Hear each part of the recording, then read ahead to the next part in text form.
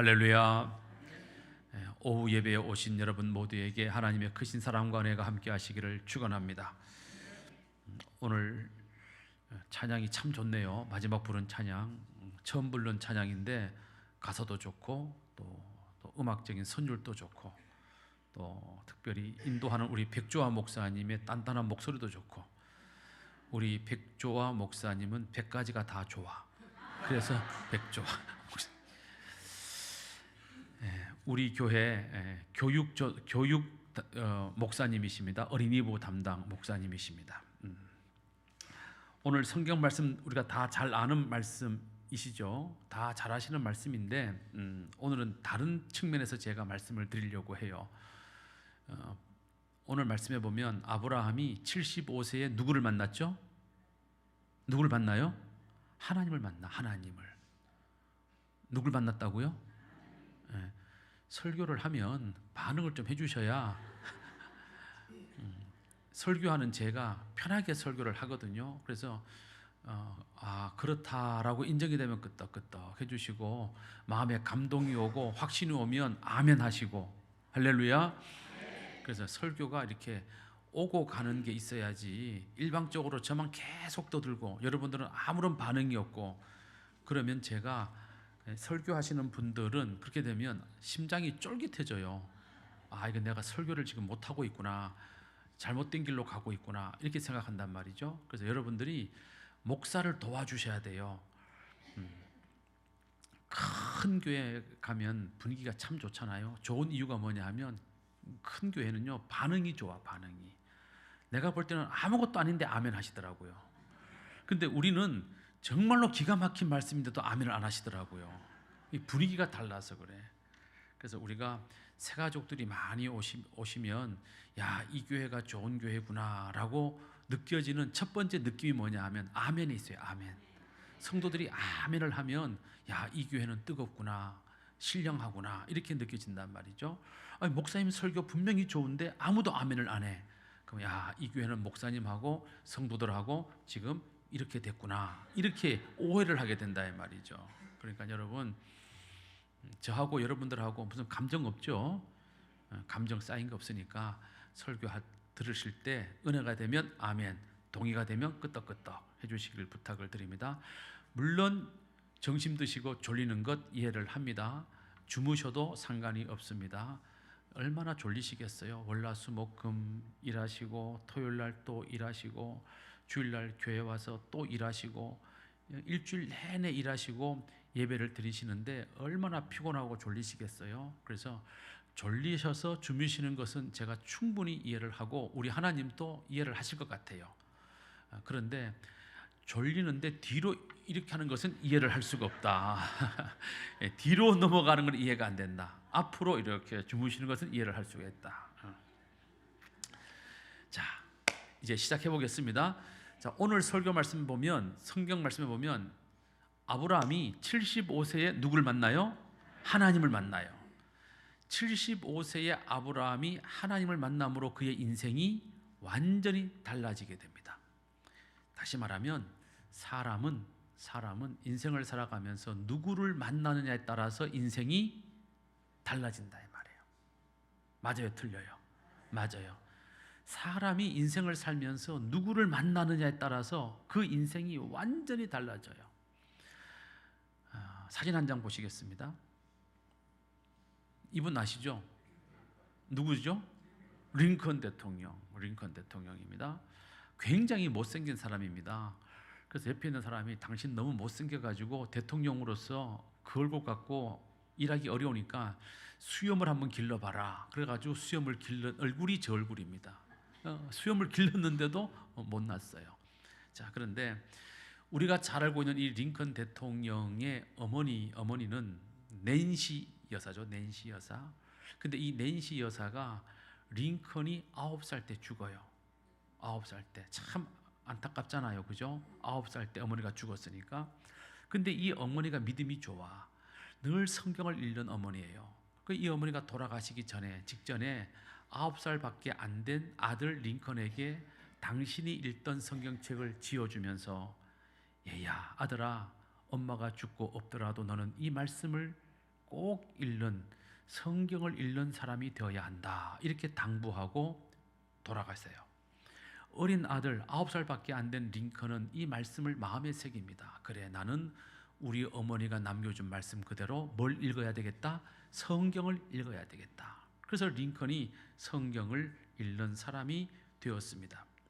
이 낸시 여사가 돌아가시고 2년 뒤에 새어머니가 들어오셨어요.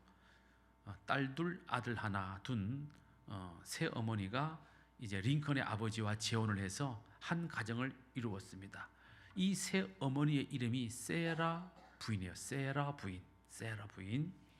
근데 이 세라 부인은 자기가 낳은 애들도 있고 또 전처가 낳은 애들도 있잖아요. 그러면 보통 어떻게 돼요? 사람이 전처의 자식들을 조금 이렇게 무시하고 차별할 텐데, 이 세라 부인은 전처의 자식들도 자기가 낳은 자식인 것처럼 그렇게 똑같이 차별 없이 대해 주었습니다. 특별히 링컨이 책을 많이 읽는, 책을 좋아하는 아이인 것을 알고 이 세라 부인, 두 번째 어머니가 이 링컨에게 여러 가지 책을 이제 사다 주게 됩니다.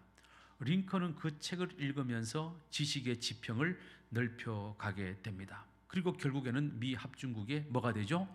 대통령이 됩니다. 그러니까 링컨이 대통령이 될 수 있었던 여러 가지 요인이 있겠지만 그 중에 가장 중요한 것은 뭐냐 하면 훌륭한 어머니를 만났기 때문이다. 믿으시면 아멘. 네. 훌륭한 어머니를 만났다 이 말이에요. 낳아주신 어머니 낸시 여사, 길러준 어머니 세라 부인, 두 어머니가 모두 훌륭한 어머니였어요. 그 훌륭한 어머니를 만났기 때문에 이 링컨이 미국을 남북 전쟁을 이제 승리로 이끌고 미 합중국을 만드는 그런 위대한 대통령이 될 수 있었다는 것이죠. 여러분, 세상의 어머니가 다 훌륭합니까? 그렇진 않아요. 세상의 어머니가 다 훌륭하진 않아요. 하나님은 하나님이 해야 될 일들을 맡기기 위해서 이 땅에 어머니를 만드셨는데, 이 땅의 어머니들이 하나님의 마음으로 가정을 돌보고 자식을 돌보는 것은 아니에요. 어떤 어머니들은 자식을 어떻게 해요? 버리기도 해요. 어떤 어머니는 자식 뼈꼬를 빼먹기도 해요. 그러니까 그런 어머니가 아니고 정말로 자식을 말씀으로 또 지식으로 사랑으로 돌봐주는 이런 훌륭한 두 분의 어머니를 만났기 때문에 링컨은 대통령이 될 수 있었다는 것이죠. 여기 계시는 우리 어머니 여러분, 여러분들도 여러분들 자녀들에게 정말로 좋은 어머니가 되시기를 주님의 이름으로 축원합니다. 자, 벽돌공 아버지가 있었어요. 이 아버지가 벽돌 찍는 공장에서 일을 했는데 아들이 하나 있었어요. 이 아들을 데리고 늘 그 벽돌 공장을 갑니다.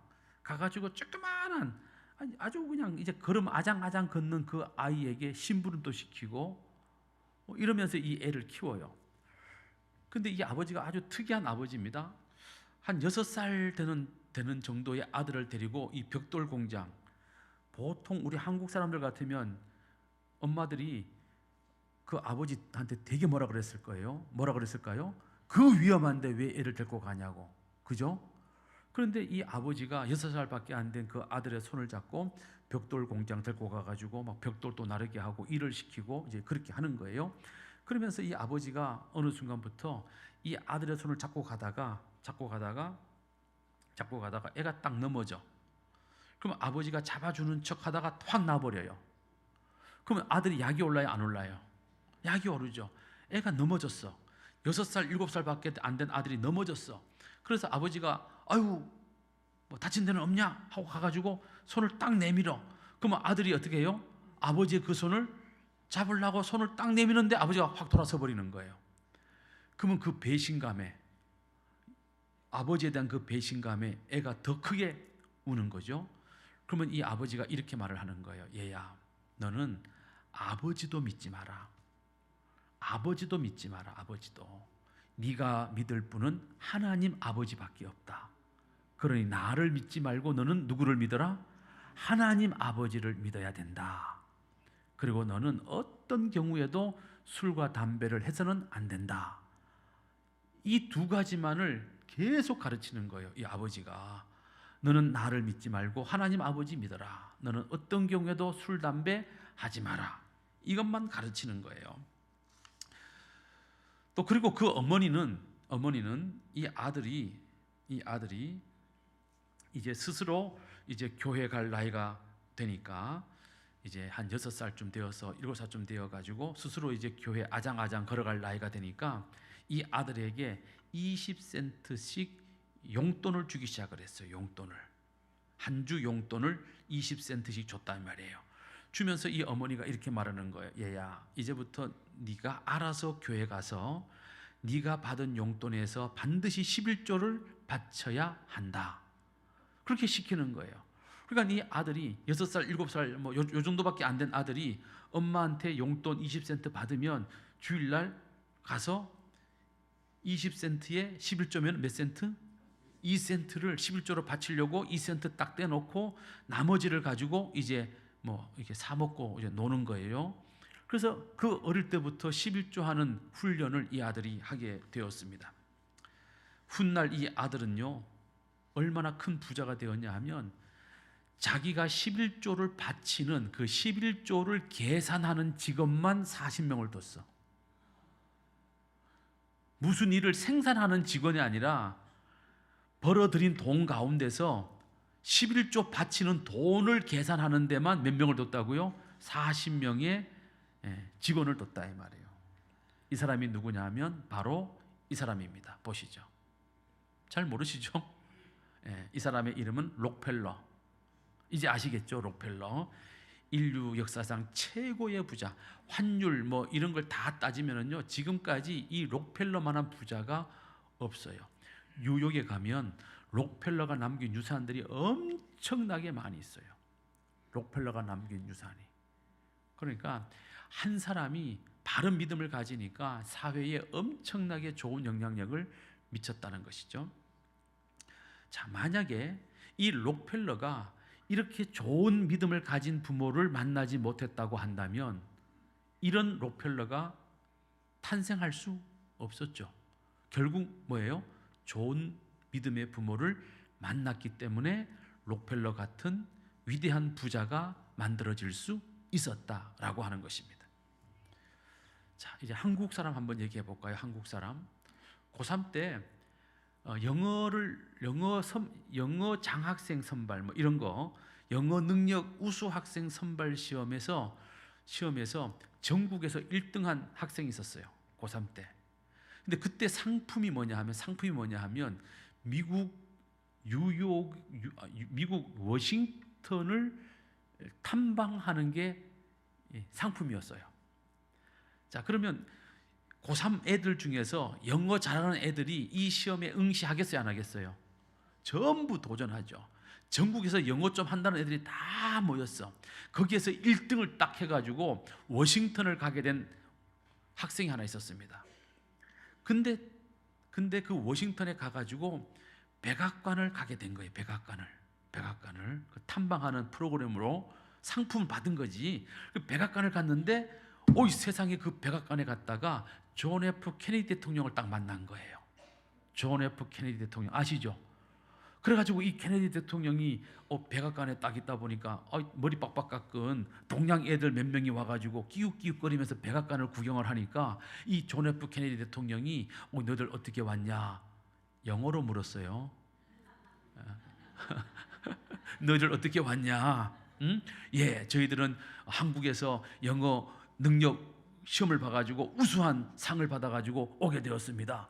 그러냐? 앞으로 너 훌륭한 사람이 되겠구나 하고 존 F 케네디 대통령이 그 학생의 어깨를 탁탁탁 두드려주고 악수도 딱 하고 사진도 딱 찍었다 이 말이에요. 그 순간에 이 학생의 마음속에 무슨 마음이 생겼겠어요? 나도 존 F 케네디 대통령 같은 훌륭한 인물이 돼야 되겠다라는 마음이 생겼어요. 그리고 이 사람이 나중에 뭐가 된 줄 아세요? UN 사무총장이 됐어요. 사진으로 보시겠습니다. 아시죠? 누구예요? 반기문 유엔 사무총장. 이 반기문 유엔 사무총장이 그 고등학교 3학년 시절에 존 F 케네디 대통령을 못 만났다고 한다면 이렇게 한국인으로서 유엔 사무총장이 되는 이 엄청난 일을 해냈겠냐 이 말이죠. 결국 그때의 그 만남이 반기문을 만들었다 이 말입니다. 이렇게 단 한 번의 만남을 통해서 우리의 인생은 완전히 달라지는 거예요. 누구를 만나느냐에 따라서. 그러므로 우리는 좋은 부모를 만나야 됩니다. 좋은 친구를 만나야 됩니다. 좋은 스승을 만나야 됩니다. 좋은 목사님을 만나야 됩니다. 좋은 남편을 만나야 되고 좋은 아내를 만나야 됩니다. 좋은 직장을 만나야 되고 좋은 교회를 만나야 합니다.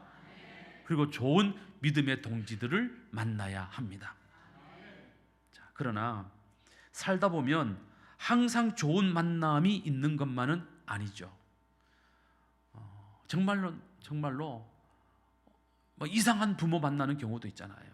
안타까운 얘기지만 정말 이상한 남자 만나가지고 평생을 눈물로 지새는 여자들도 있잖아요.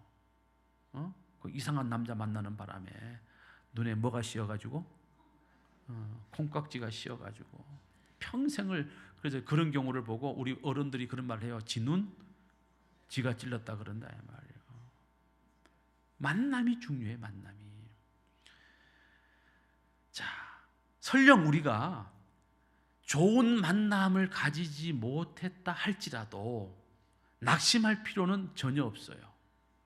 아유, 나는 좋은 부모 못 만나가지고, 좋은 선생님을 못 만나가지고, 좋은 친구를 못 만나가지고, 좋은 목사님을 못 만나가지고 내 인생이 이렇게 되었어 라고 우리는 그렇게 좌절할 필요가 없다 이 말이죠. 왜?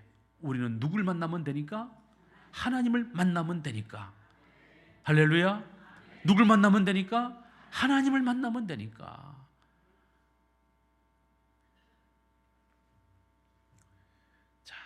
주님을 만나면 얼마나 좋냐 하면요, 주님을 만나면 구원도 받고.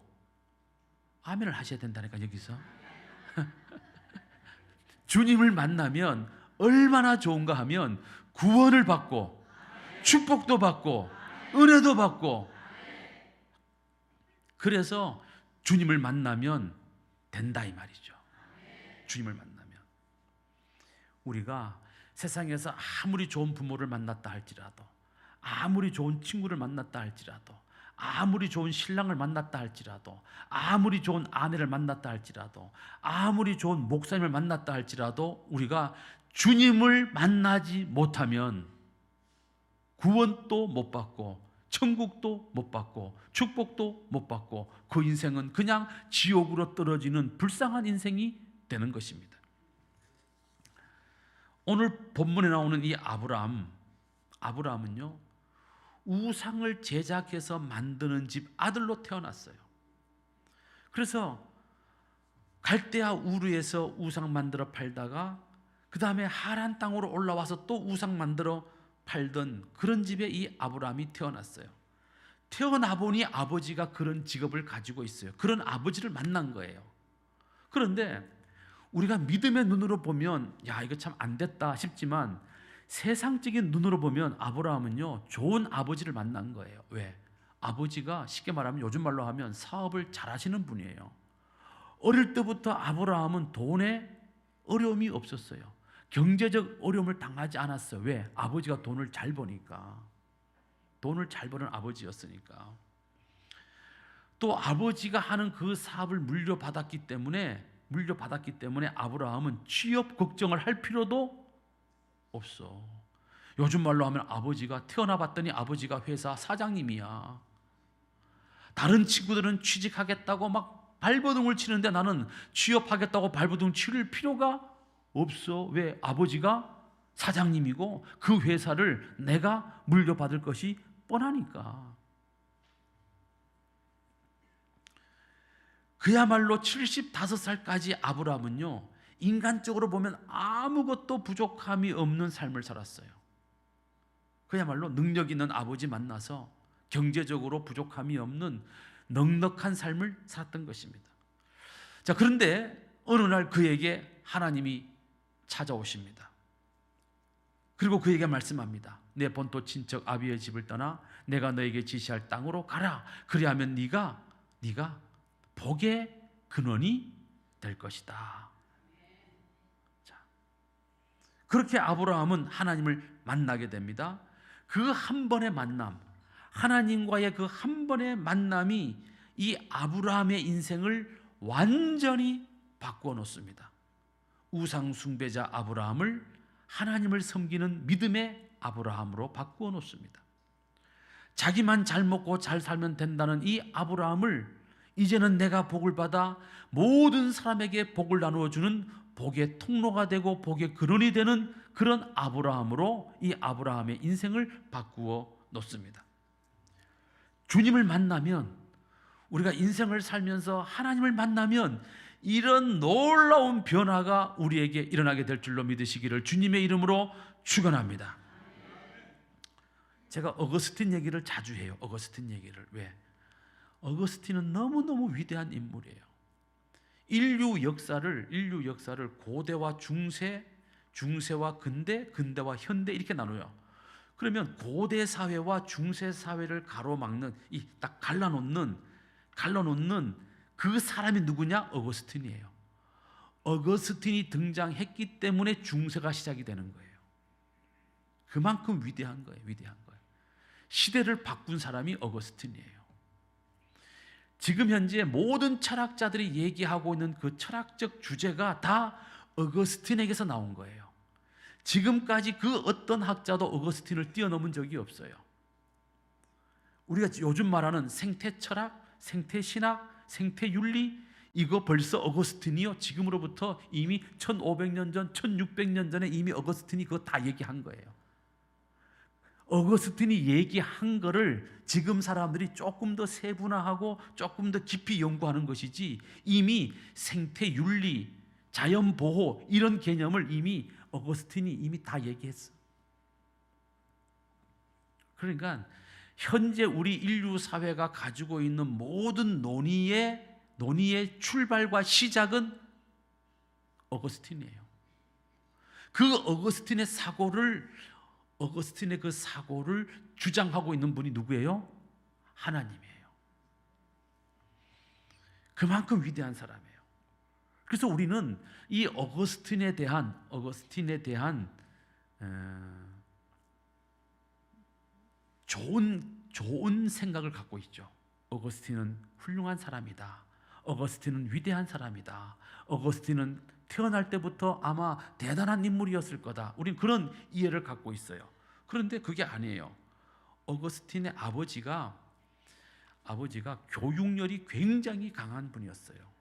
아마 저 같은 사람이었던 것 같아. 교육열이 어마무시하게 있었던 분이에요. 그래서 이 어거스틴이 13살 때부터 유학을 보내요. 요즘 말로 하면 무슨 유학? 조기 유학. 조기 유학의 시작이 어거스틴이에요. 13살도 안 돼서 유학을 갔어. 근데 이 아들 어거스틴이 유학을 가가지고 아버지가 나를 유학 보내줬으니까 내가 열심히 공부해야지 하고 공부를 열심히 한 게 아니라 아버지가 안 계시니 열심히 놀아야 되겠다. 그래서 삐딱하게 나갔어요. 어릴 때부터. 왜? 유학 가면 요즘도 그렇잖아요. 요즘도 그죠? 요즘도 애들 유학 보내면 어때요? 엄마 아버지가 안 계시니까 애들이 엉망진창이 될 확률이 높아요. 그래서 어떻게 해요? 애들이 엉망진창 되지 말라고 엄마가 따라가든지 아버지가 따라가가지고 졸지에 아버지와 어머니가 뭐가 돼버려? 사람이 아니고 뭐가 돼버려? 기러기가 돼버리는 거지. 이 어거스틴이 유학 가가지고 좋은 만남을 해야 되는데 이 어거스틴이 나쁜 친구들을 만나게 돼. 나쁜 친구들. 그 나쁜 친구들과의 한 번의 만남이 이 어거스틴의 인생을 완전히 베려버립니다. 매일마다 나쁜 친구들 만나가지고 싸움이나 하고 나쁜 짓 하고 어울려 다니면서 그래서 나중에는 조폭 단체를 만들어. 어거스틴이 조폭 단체를 만들어. 그 조직을 만든다며, 조직을. 근데 그 조폭 단체의 이름이 뭐냐면 뒤집어 엎는 자예요. 우리는 뒤집어 엎는 자들이야.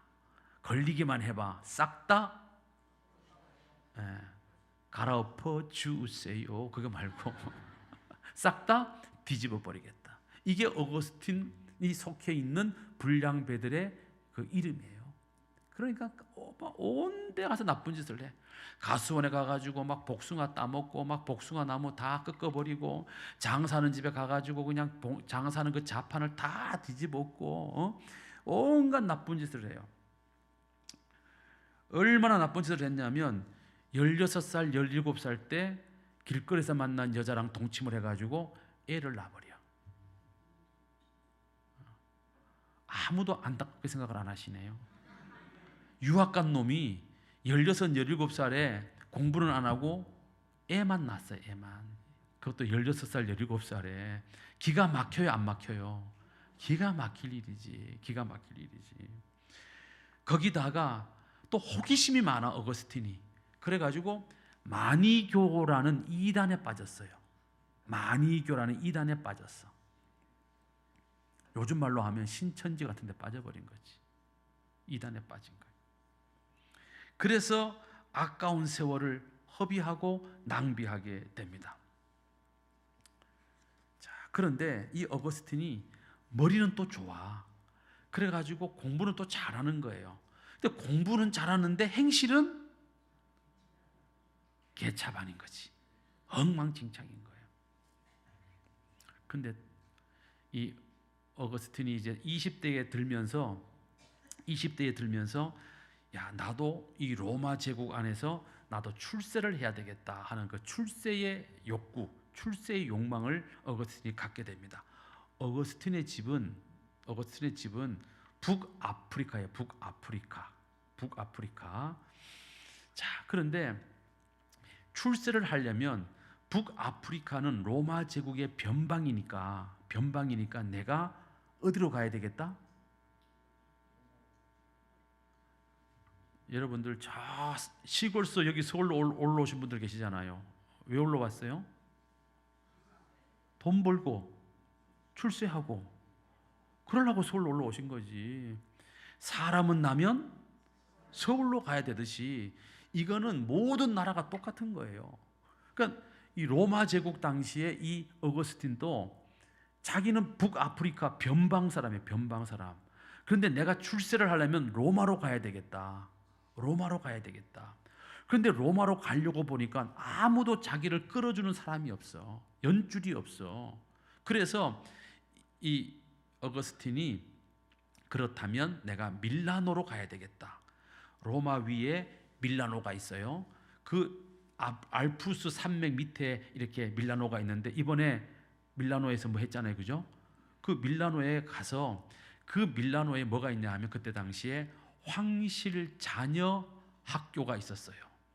다시 말하면 왕족들만 끌어모아 가지고 공부시키는 학교가 있었어요. 그래서 그 학교에다가 원서를 썼어요. 원서를 썼는데 그 학교 선생으로 채용이 됐어요. 수사학 교수라고. 경찰이 하는 수사 말고 연설을 잘하게 만드는 논리를 배우고 그 논리를 펼치는 그 수사학 교수로 어거스틴이 채용이 딱 된 거예요. 그러니까 이제 북아프리카에서 밀라노로 가야 되는 거예요. 근데 그 어머니가 이 아들을 너무너무 사랑해. 근데 어느 날 아들이 밀라노로 간다니까 어머니가 가지 마라. 너 가지 마라. 너 가지 말고 나랑 같이 여기 살면서 신앙생활이나 열심히 하자. 너 밀라노에 가고 로마에 가면 거기는 온갖 악한 것들로 가득 차 있어서 너 거기 가면 범죄에 빠지게 되고 너 또다시 죄를 짓게 된다. 그러니 그 큰 도시에 가지 말고 나랑 같이 그냥 이 시골에서 그냥 적당히 그냥 벌어서 먹고 살면서 교회나 열심히 다니고 신앙생활 잘하자. 그런 엄마들 있어요, 없어요? 있어요. 그런데 이 아들은 가고 싶은 거야. 그래가지고 이 아들이 엄마를 달래. 어머니, 저 절대로 안 갑니다. 제가 어머니를 두고 어디를 가겠습니까? 걱정하지 마십시오. 제가 어머니를 끝까지 지켜드리겠습니다. 그리고는 어머니를 속이고 몰래 배 타고 가버려. 어머니를 속이고 몰래 배 타고 가버리는 거야. 이 정도로 이 대먹지 못한 짬뽕 같은 인간이 어거스틴이었다 이 말이에요. 그래가지고 밀라노에 가가지고 수학을 가르치는데 얼마나 잘 가르치는지 그 어거스틴의 이름이 그야말로 일타 강사, 요즘 말로 하면 일타 강사로 대치동에 그냥 쫙 소문이 나버린 거예요. 그러면 소속은 황실학교 교사인데 다른 귀족들도 그 선생님에게 자기 아이들을 맡기고 싶은 마음이 들어요, 안 들어요? 들겠죠. 그래가지고 막 여기저기에서 어거스틴을 찾아와가지고 막 돈을 막 싸질머지고 와가지고 선생님 우리 애 좀 가르쳐 주세요 하면서 막 그러니까 막 돈을 막 어마무시하게 벌어 어거스틴이. 오전에 제가 말씀드린 것처럼 저처럼 돈을 막 어마무시하게 막. 안 믿으시는군요. 제가 이래봬도 30대 초반에 제가 11조를 그때 당시에 제가 11조를 35만 원, 38만 원 냈어요. 막 따져보시죠. 지금 머릿속으로 38년 전에 내가 얼마 받았나. 응? 그런데 어거스틴이 그렇게 밀라노에 딱 근사한 집을 짓고 그렇게 폼나게 이제 부유하게 딱 이제 살고 있는데 그의 마음속에 20대 후반 들어가면서 그의 마음속에 내가 이렇게 더 이상 돈을 추구하고 권력을 추구하면서 이렇게 내가 살아야 되는가? 언제까지 내가 이렇게 살아야 되는가? 이렇게 사는 내 인생의 종지부를 좀 찍고 싶다라고 하는 마음이 싹 들어온 거예요. 싹 들어온 거예요. 그래서 어느 날 자기 집 마당을 정원을 이렇게 산책하고 있는데 그 담벼락 뒤에서 동네 아이들이 놀고 있는데 이 동네 아이들이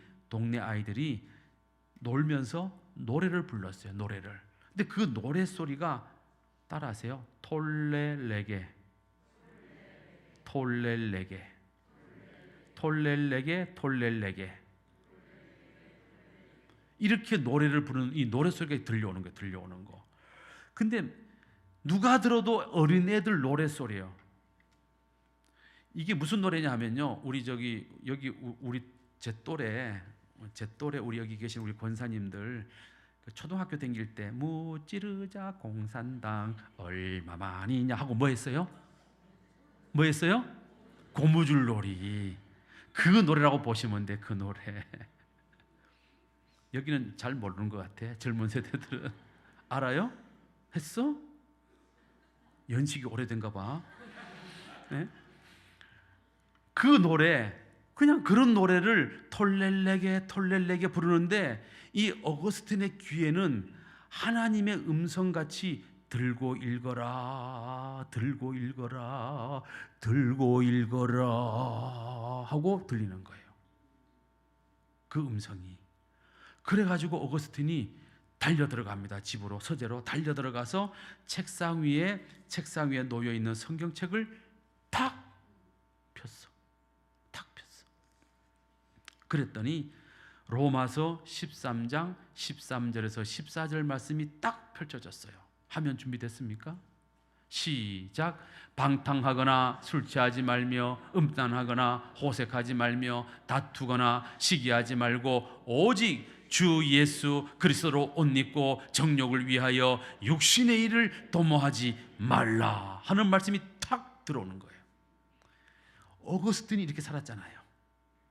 어거스틴이 지금까지 이렇게 살았잖아요. 방탕하게 살았죠. 술 취하며 살았죠. 음란하게 살았죠. 호색하며 살았죠. 다투면서 살았죠. 시기하며 살았죠. 그런데 갑자기 그 성경을 톨렐레게 들고 읽어라 그 말씀에 순종해서 성경을 딱 펼쳤더니 세상에 그렇게 살지 말고 오직 주 예수 그리스도로 옷을 입고 이제는 정욕을 위하여 육신의 일을 도모하지 말라. 이 말씀이 탁 눈에 들어오는 순간 어거스틴이 그 자리에서 서 있을 수가 없었어요. 그 자리에서 팍 꼬꾸라집니다. 그리고는 펑펑 울면서 지나간 날의 30년의 인생을 회개하고 눈물로 자복하고 통회하고 그래서 완전히 새 사람이 되는 역사가 일어나게 되었습니다. 그 한 번의 만남을 통해서 누구와의 만남? 주님과의 만남을 통해서 방탕했던 탕자 어거스틴이 성자 어거스틴이 되는 놀라운 기적을 일으키게 되는 것입니다. 주님을 만나면 이런 놀라운 변화가 일어나게 되는 것입니다. 그런데 이런 변화가 옛날에만 있었던 것이 아니라 오늘날에도 주님을 만나면 이런 놀라운 역사가 우리의 삶 가운데 일어나게 될 줄로 믿으시기를 주님의 이름으로 축원합니다. 1970년대 대한민국에서 가장 인기 있었던 가수 중에 한 분입니다. 1977년에 가수왕이 됐어요. 가수왕. 옛날에 가수왕 뽑고 그랬잖아요. 근데 가수왕이 됐어. 1977년에. 그래서 가수왕이 된 축하 기념 공연을 하다가 갑자기 이 가수가 막 피를 막 무대에서 막 피를 욱욱 붉은 피를 막 토하고 쓰러졌어요. 그래서 공연하다 말고 앰뷸런스를 불러가지고 응급실로 실려갔어요.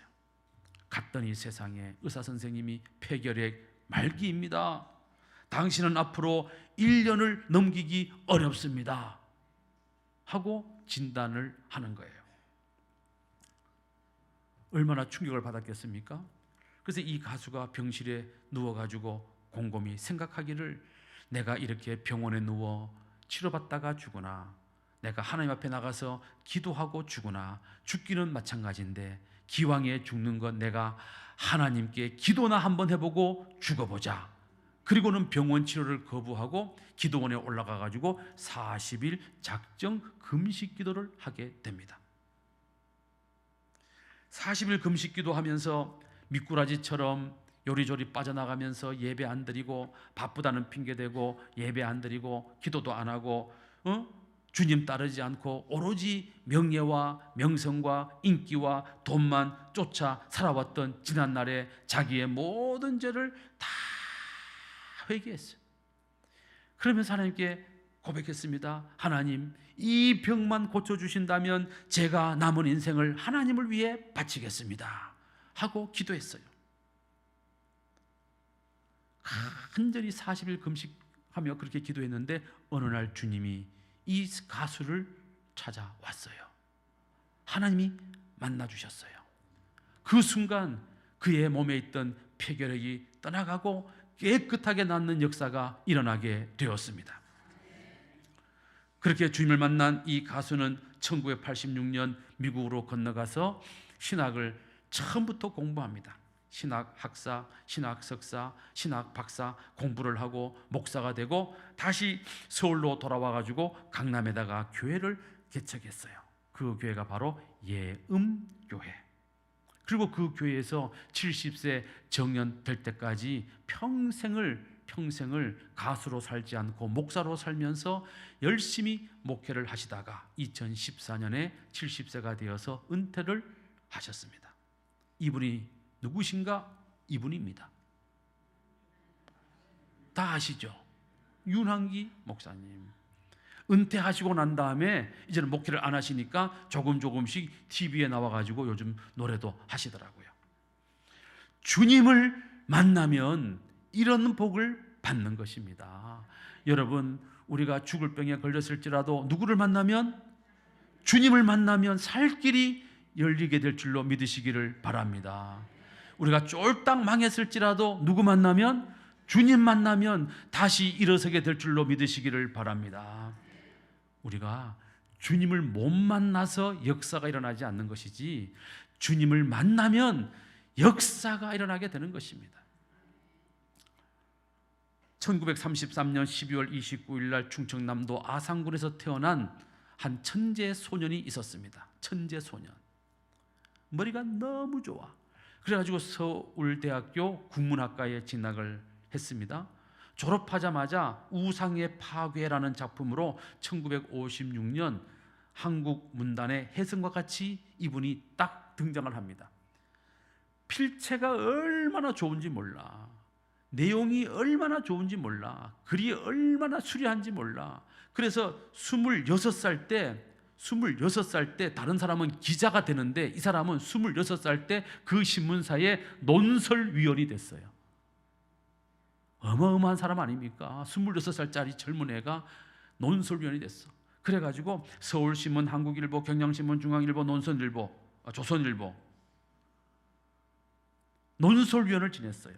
그리고 88년 올림픽 개회식과 폐회식을 기획을 했습니다.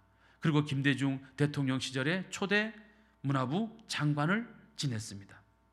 사람들은 이 사람을 부를 때 항상 그렇게 말합니다. 당대 최고의 지성, 당대 최고의 지성, 창의적 휴머니스트, 언어의 영금술사, 이렇게 불러요. 이분이 누구냐? 바로 이어령 박사예요. 이어령 박사. 사진으로 만나보시죠. 얼마 전에 돌아가셨죠? 네, 이어령 박사. 제가요 중3 때 이분이 쓴 수필집을 읽고 중학교 때 이분이 쓴 수필집 하나의 나뭇잎이 흔들릴 때 이런 제목이 있어요. 그 수필집을 읽고요 제가 얼마나 울었는지 몰라. 대단한 분이에요. 대단한 분. 찔러도 바늘로 찔러도 눈물 한 방울 없는 김종하의 눈에서 눈물을 뽑은 작가 이어령 박사. 그런데 이분이 2006년까지는 기독교인이 아니었어요. 교회 안 다녔어요. 오히려 교회를 비판했어요. 모든 것의 옳고 그름은 인간의 지성으로 판단하는 것이지, 그러니까 모든 것의 기준이 지성, 인간의 이성이지 신성이 아니다 말이지. 그랬던 이분이 73세 되던 2007년 7월 23일 날 일본 사미타마현에서 있었던 러브 소나타 집회, 하용조 목사님 부흥 집회에 참석해가지고 이분이 73세 때 세례를 받고 기독교인으로 거듭나게 됩니다. 사진 보시겠습니다. 그때 당시에 세례받는 모습입니다. 오른쪽에 지금 마이크 들고 계시는 분이 돌아가신 하용조 목사님. 훌륭한 분이죠. 하용조 목사님. 하용조 목사님은요 온갖 암이 다 걸린 분이에요. 온갖 암의 종합체가 하용조 목사님이에요. 그런데도 보세요. 하나님 만나고 기도하면서 66세 67세 때까지 그 목회 현장을 지키고 그리고 돌아가셨어요. 암 한 개 있다고 여러분들 겁낼 것 없어. 하용조 목사님은 암을 한 5개만 다 갖고 있었으니까 모든 암을. 자, 그러면 질문. 그러면 이어령 박사가 왜 73세 때 갑자기 기독교인이 되었는가? 모든 것의 판단 기준은 인간의 이성이다. 인간의 지성이 모든 것을 판단하고 결정한다라고 했던 분이 왜 갑자기 예수를 믿게 되었냐 이 말이죠. 자, 이 이어령 씨에게는요 아주 어릴 때부터 남다르게 똑똑하고 이쁘고 귀여운 딸이 하나 있었어요. 공부를 너무너무 잘해가지고 일찍이 미국으로 유학을 보냈더니 미국에서 공부를 열심히 해가지고 미국 변호사가 되었어요. 근데 그 딸이 미국에서 결혼하고 아들을 낳았는데 그 아들이 그만 자폐증이 있는 아들로 태어났어요. 그러니까 태어날 때부터 이 아들이 자폐증이니까 그 딸이 얼마나 마음고생이 컸겠어요. 얼마나. 그래요 안 그래요? 우리 엄마들, 아기 키우는 엄마들 그래요 안 그래요? 내가 낳은 애가 조금만 아파도 엄마들이 막 미치는데, 애를 낳았는데 10달 동안 배에 품고 있다가 애를 낳았는데 그만 자폐증이 있는 애가 태어난 거예요. 얼마나 고생을 했던지 이 이어령 박사의 그 따님이 갑상선 암에 걸리고 맙니다. 그리고 그 암이 낫지를 않고 온몸으로 퍼져나가서 눈에까지 가. 눈에까지. 그래서 눈이 점점 안 보이는 실명의 단계까지 가게 됩니다. 생각해 보세요. 이 아버지 입장에서 그렇게 공부 잘하고 똑똑하고 자랑스러웠던 딸이 미국에 가가지고 변호사가 된 우리 딸이 시집가서 애를 놓고 그 애가 자폐증 애를 낳아가지고 그것 때문에 막 마음고생하고 스트레스 받아가지고 암에 걸렸는데 앞을 못 보는 뭐가 된 거예요? 소경이 되고 있는 거예요. 소경이. 그래서 이 아버지가 네가 더 눈이 멀어서 이 아버지의 얼굴을 보고 싶어도 볼 수 없는 날이 올 수 있으니까 조금이라도 희미하게라도 볼 수 있을 때 내가 가서 이 아버지의 얼굴을 보여줘야 되겠다. 그래가지고 미국으로 갑니다. 이 아버지가 인천공항에서 비행기를 타고 태평양을 건너 미국으로 가는 거예요. 열 몇 시간 비행기를 타고 가면서 이 아버지의 마음이 어떤 마음이었겠습니까? 마음이 찢어지지 않았겠습니까? 그 태평양 상공을 나르면서 이 아버지가 얼마나 눈물을 흘렸겠어요. 그래가지고 이 딸의 집에 가가지고 앞을 보지 못하고 암으로 이제 고통당하는 이 딸을 안아주고 그리고 위로하려고 탁 갔는데 세상에 이 딸이 아버지는 자기 딸이 막 절망과 고통과 괴로움과 비탄과 슬픔 속에 지낼 줄 알았더니 세상에 그게 아니었던 거예요. 가봤더니 이 딸이 암을 가지고 있고 암 때문에 지금 눈을 못 보게 되어가는 그런 상황 속에 있음에도 불구하고 얼마나 밝은지 몰라. 오히려 슬픔 속에 아주 그냥 슬픔의 얼굴로 자기를 찾아온 이 아버지를 오히려 이 딸이 위로하는 거예요. 아버지, 내가 살든지 죽든지 보든지 못 보게 되든지 그것은 아무런 상관이 없어요. 아버지, 이미 나는 예수님 안에서 평화를 누리고 있어요. 아이의 병이 낫지 않아도, 내가 시각장애를 가지고 살아도, 내가 설령 이 암 때문에 죽는다 할지라도 하나님의 은혜를 알면서 살아간다면 이 모든 것들은 나에게 아무런 문제가 될 것이 없어요. 그러니 아버지, 저 때문에 그렇게 낙심하시고 걱정하실 필요가 없어요. 그때 이 아버지가, 이 지성의 최고봉에 있는 이 아버지가, 천재인 이 아버지가 그때 깨닫습니다. 아, 그렇구나. 나는 나의 지식과 나의 돈이 내 딸을 살리고 내 딸을 치유하고 내 딸을 뭐 어떻게 해줄 줄 알았는데 그게 아니었구나.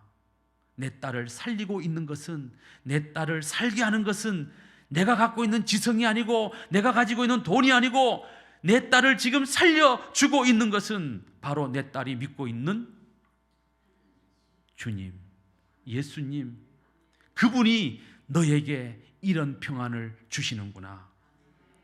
그렇다면 지금껏 내가 믿고 붙들고 살아왔던 인간의 이성, 인간의 지성, 인간의 학문은 무력한 것이구나. 나는 그것도 모르고 70평생 그 무력한 것을 찾아서 그 무력한 것을 바라보고 지금까지 살아왔구나. 그렇게 이 아버지가 깨닫고 그날로 바로 하와이에 있는 작은 교회에 이 방의 목사를 찾아가서 기도를 부탁드리고, 그리고 하와이에 있는 동안에는 그 교회를 계속 나가면서 자기 딸을 위해서 하나님께 기도하기 시작을 했습니다. 그때 이 아버지가 이렇게 기도를 했어요. 하나님, 나의 사랑하는 딸 미나에게서 빛을 거두어 가시지 말아 주십시오.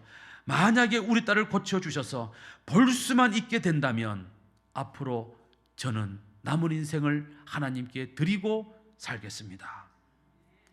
그리고 이제 딸을 설득을 해서 그래도 한국에 가서 한 번 더 진찰해 보자. 무슨 좋은 치료의 방법이 있지 않겠느냐. 딸을 설득해가지고 그 딸과 자폐증이 있는 손자를 데리고 한국으로 돌아옵니다. 그게 2007년 3월 달이에요. 2007년 3월 달에 그렇게 한국으로 딸과 손자를 데리고 와가지고 그때부터 이어령 박사님은 매일마다 하용조 목사님 목회하시던 온누리교회에 나가서 새벽 예배를 빠지지 않고 참석하고 기도하기 시작을 했습니다. 3월 달부터 3월, 4월, 5월, 6월, 드디어 6월 말이 되었어요. 근데 6월 말이 되었는데 놀라운 기적이 일어나게 된 거예요. 앞을 보지 못하던 그의 딸이 앞을 보게 되었고, 자폐증을 앓고 있던 그의 손자가 자폐증이 떠나가게 되었고, 치유되는 놀라운 기적이 일어나게 된 겁니다. 이 사건을 통해서 이 이어령 박사는 도대체 이런 일들을 내가 어떻게 내 이성으로, 내 지성으로 표현할 수 있겠느냐, 도무지 설명할 수 없는 예수님의 그 엄청난 능력이 있구나. 그래서 예수를 믿기로 작정을 아예 완전히 하고 일본까지 날아가서 하용조 목사님에게 세례를 받게 되었던 것입니다.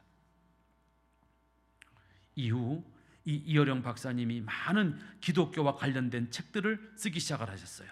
마지막 시절에 쓰기 시작하셨는데 그분이 이런 말을 남겼어요. 내가 기적을 체험했기 때문에 예수를 믿게 된 것이 아니라 내가 주님을 만났기 때문에 예수를 믿게 되었노라. 누구를 만났다고요? 주님을 만난 거예요. 저는 우리 거함교회 성도 여러분들이 그저 교회만 왔다 갔다 하는 우리 옛날 어르신들 말로 가방모찌 같은 그런 믿음 말고, 가방모찌 아세요? 가방모찌? 가방모찌 같은 그런 믿음 말고 주일날 교회 와서 주님 만나는 여러분들 되시기를 주님의 이름으로 축원합니다.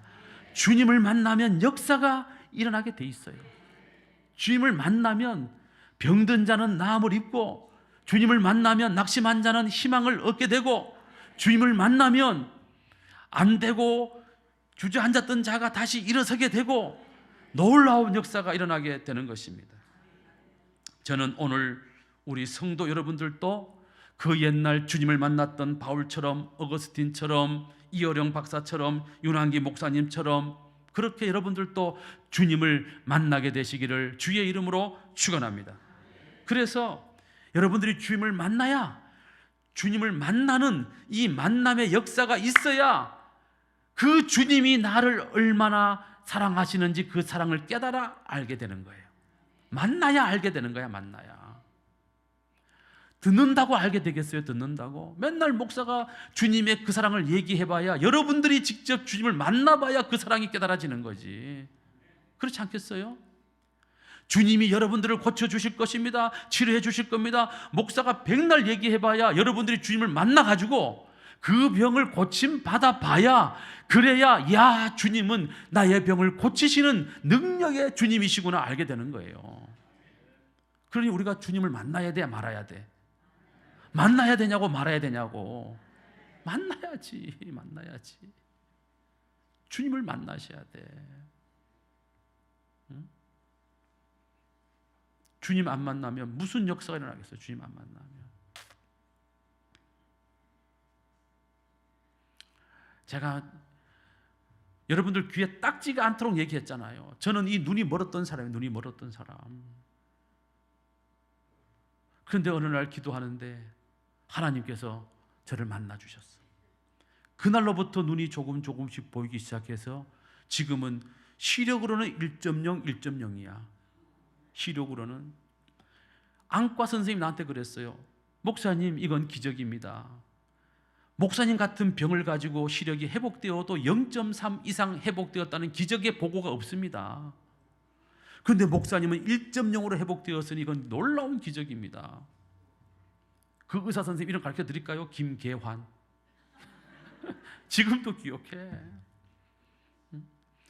하나님을 만났더니 의사들이 안 됩니다. 목사님, 당신 눈은 두 눈 다 멀게 되어 있습니다 했는데도 불구하고 하나님을 만나니까 고침을 받잖아요.